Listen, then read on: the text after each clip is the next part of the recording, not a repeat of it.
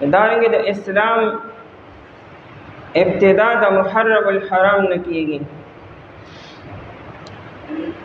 په دې میاشت کې عجیب او غریب واقعات مه تراغلي دي او عجیب او غریب واقعات به راپېښېږي مو.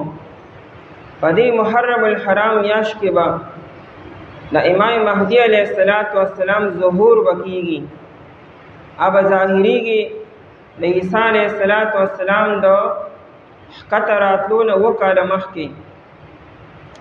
هغه به د جمعې شپه به او د 10 محرم الحرام شپه به وي او د بیت الله شریف غلاف به نیسلی او ښکاره به شي. عیسی علیه السلام چې راځي هغه به د محرم الحرام میاشت وي. قیامت چې واقع کیږي نو دا به د محرم الحرام میاشت وي. د جمعې ورځ به او 10 محرم الحرام یوم عاشورا وي او د سحر د اشراق ټیم به چې قیامت به قایم شي. دا ډېر ناشنا میاشت ده. عام طور خلک محرم الحرام په دې پیژني چې په دې کې د نبی علیه السلام نواسي د حضرت حسین رضی الله عنه شهادت شوه دی. دا واقعه ډېر وروسته شوه ده. د دین مخکې د دې میاشتې فضایل او اهمیت نبی علیه السلام بیان کړی دی. په دې میاشت کې د عمر رضی الله عنه شهادت هم شوه دی. هغه په دې میاشت کې په 1 محرم الحرام باندې وفات شوه دی. نن مونږه د عمر رضی الله عنه د شهادت مختصر خبره کو او د اسلامی کال ابتدا چې د محرم الحرام نه کیږي دې ذکر کو. د نبی علیہ السلام په زمانه کې یا د نبی علیہ السلام نه مخکې عربو کې داسې ترتیب نو د حساب کتابو ځان له کلندر د دینو بدایي ترتیب دا چې یو هم واقع به وشو هغه سر بدی خپل حساب کتاب وکړو. دی به د پلانکې واقع نه 2 ورځې مخکې د پلانکې واقع نه 2 ورځې بعدو د نبی علیہ السلام دا پیدایش چې شوه دی چې موږ کتابونه ګورو موږ وایو د نبی علیہ السلام پیدایش کله شوه دی.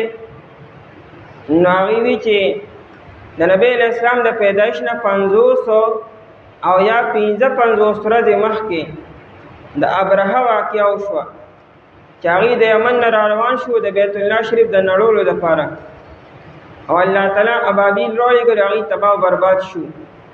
دا د عربو د لپاره یو اهم واقعه و.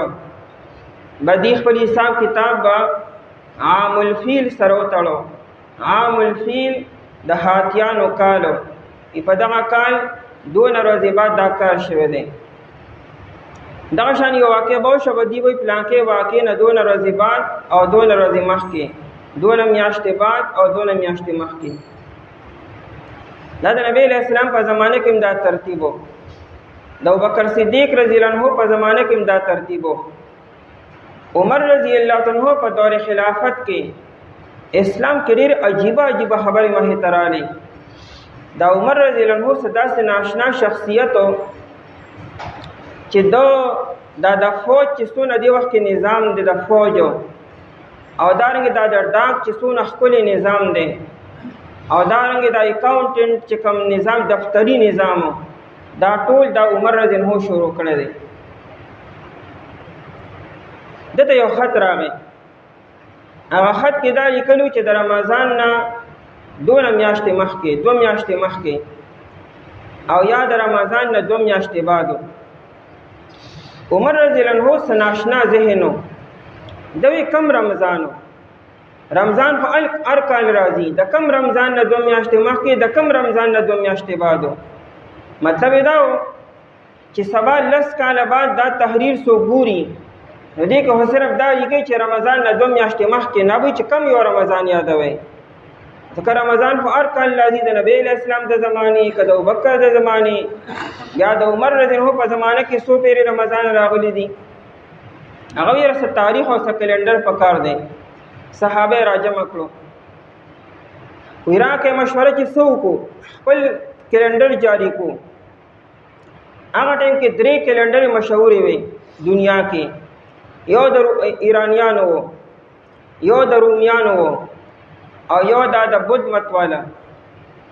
عمر رضی الله عنه چې مونږ به د چا اقتدا نه کو پدې کې، اسلام په خپل خود کفیل دی په هر څه کې، نو مونږ به د چا ابتدا ولي کو، د چا تابعداري به ولي کو، خپل کلندر به جاری کو. نو دیوی چې د کم تاریخ نه خپل کلندر روان کو، کم ابتدا د کله نه وکړو، کچې د نن نه شروع کو نو د پخوا حساب کتاب به څنګه کو بیا. نو دیوی چې د نبی علیه الصلاۃ والسلام د زمانې نه شروع کو.